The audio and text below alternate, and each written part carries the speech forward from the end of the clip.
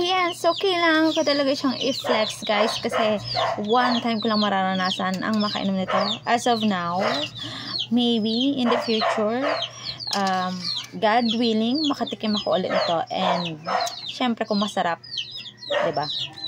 Let's switch. Ang init ng tubig. Guys, ang bango. Ang bango.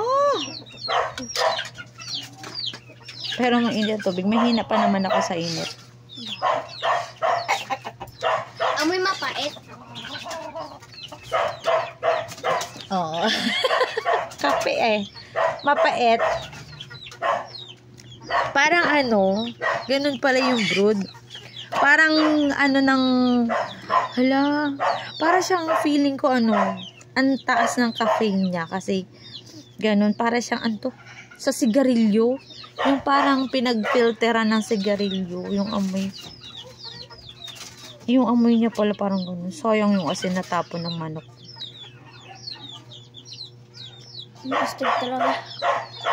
Tapos yung lasa niya sa lalamunan, ganun. Ganun pala lasa nun.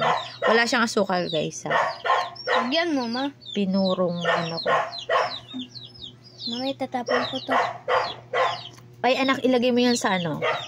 Saan? Sa mga tanim. Kasi ano yan, pag malamig na, ano yan, yung fertilizer. Ay, doon mo ilagay sa kalamansi ko, ate, ha? Huwag mo munang ilagay hanggat mainit pa. Huwag mo muna ilagay, anak, palamig-lamigan muna. Malamig. Diba? Habang content may kasamang pag... Ganun talaga po ang magiging content ko. May kasamang saway.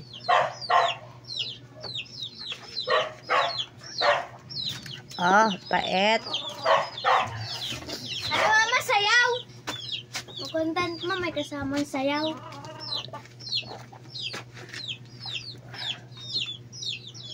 Kala ko kape mo ako.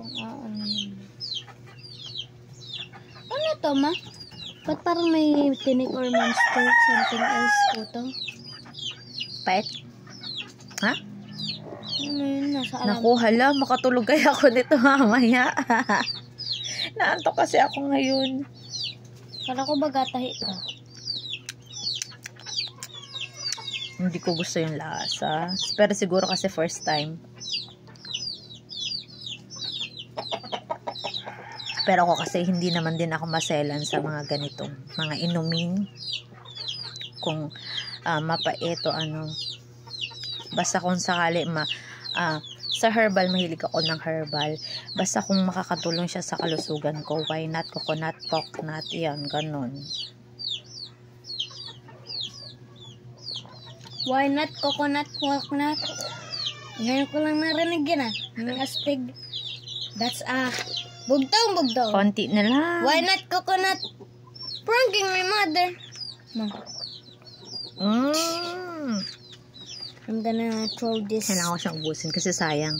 Parang mahal yung ganito. Pour this in your coffee.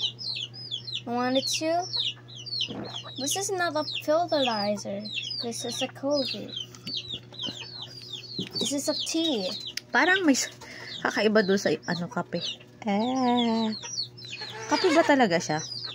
That's a tea. Yun lang po. Thank you so much, everyone. Please comment kung ganun ba talaga yung lasa niya. Tsaka may aftertaste siya na ganun na parang nagsigarilyo ako. Kasi kahit pa paano naman po, nagsigarilyo ako. O tumikim ako ng sigarilyo nung kabataan ko. Pero nung kabataan ko yun. Ngayong katandaan, hindi na.